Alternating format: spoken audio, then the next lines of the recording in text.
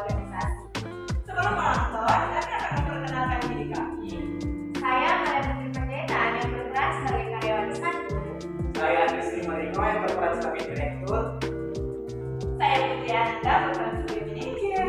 Dan saya Inaya Munaja sebagai kepala posyandu sebagai karyawan kedua. Selamat menonton!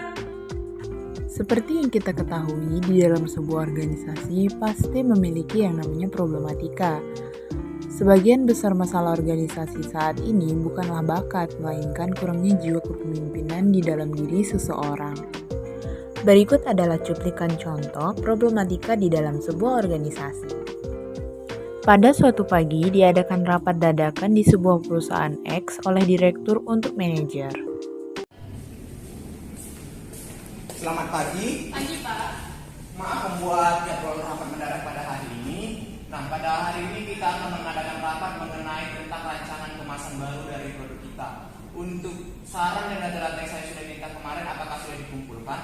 Maaf Pak, terkait hal itu kami belum menyelesaikannya. Tapi saya nanti coba koordinasi dengan bagian penanggung jawab kemasan apakah mereka sudah menyelesaikannya atau belum. Loh, kalian ini bagaimana sih? Mengerjakan itu saja tidak becus.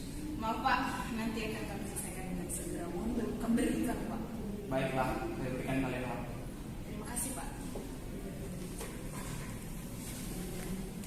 Lalu, manajer pun mendatangi karyawan bagian penanggung jawab kemasan produk.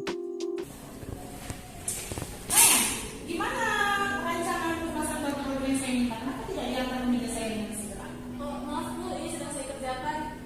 Aduh, gimana sih kerja kalian ini? Yaudah, selesaikan dengan segera dan antar ke meja saya, oke? Baik Bu. Oh ya, di mana rekan kamu? Oh, saya tidak tahu Bu. Sepertinya dia belum datang. Sudah jam berapa ini?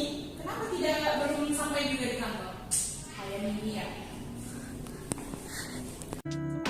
Manajer pun meninggalkan ruangan dan berpapasan dengan karyawan satu yang tergesa-gesa lari menuju ruangan bekerja.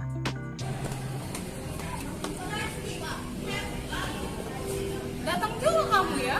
Kenapa bisa terlambat? Ah Bu, tadi jalanan macet jadi saya lewat jalan pintas. Kamu ini, lain kali jangan ulangi lagi, jangan terlambat lagi. Baik, maaf ya Bu. Segera ke ruangan kamu. Karyawan 1 dan karyawan 2 selaku penanggung jawab bagian kemasan produk pun menyelesaikan tugasnya dengan sesegera mungkin. Lalu mereka pun mengantarkannya ke meja manajer mereka. Permisi Bu, Iya silakan. ini laporan rancangan kemasan baru untuk produk kita sesuai sama yang diminta. Nah, baik, saya lihat dulu ya.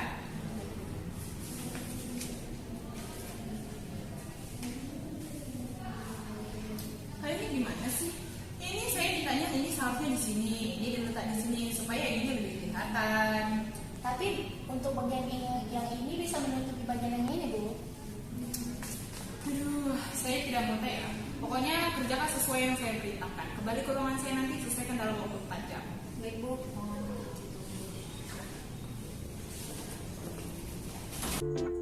Setelah itu karyawan satu pun meninggalkan ruang manajer dan melakukan revisi terhadap laporannya. Setelah 5 jam kemudian, karyawan satu kembali lagi ke ruangan manajer dengan membawa laporan yang sudah direvisi. Permisi Bu, Silakan. ini revisi laporan sesuai yang diminta. Ya, baik, saya cek dulu ya. Kenapa lama sekali? Saya bilang kan 4 jam. Saya tunggu sudah 5 jam baru kamu antar ke meja saya. Maaf Bu, tadi ada sedikit masalah saat pengerjaan. Saya cek dulu ya. Ya, sudah bagus. Seperti yang saya minta. Ya udah saya terima. Terima kasih ya. Kembali ke ruang. Baik Bu, terima kasih. Nah, dari cuplikan tadi, kita bisa menilai bahwa hal tersebut terjadi karena kurangnya koordinasi program kerja antara atasan dengan bawahan. Faktor yang menyebabkan hal itu terjadi adalah manajemen waktu yang buruk, ketidakpercayaan manajer terhadap karyawan, perbedaan pendapat, kurangnya tanggung jawab manajer, serta kurangnya motivasi, review, evaluasi direktur untuk para anggotanya. Lalu, apa sih langkah-langkah menyelesaikan problematika di dalam sebuah organisasi? Yang pertama yaitu mencari penyebab masalah. Yang kedua, mencari siapa saja yang terlibat di dalam masalah tersebut. Yang ketiga, bersikap santai tapi serius. Yang keempat, memanfaatkan orang-orang di sekitar untuk meminta saran serta masukan. Dengan problematika yang sering terjadi, kita dapat mempelajari beberapa hal, yaitu sebagai pemimpin atau anggota, kita harus mau menerima masukan dari orang lain dan berani untuk menerima jika pendapat kita atau ide kita ditolak oleh orang lain. Dalam berorganisasi, antara ketua dan anggotanya harus saling mempercayai.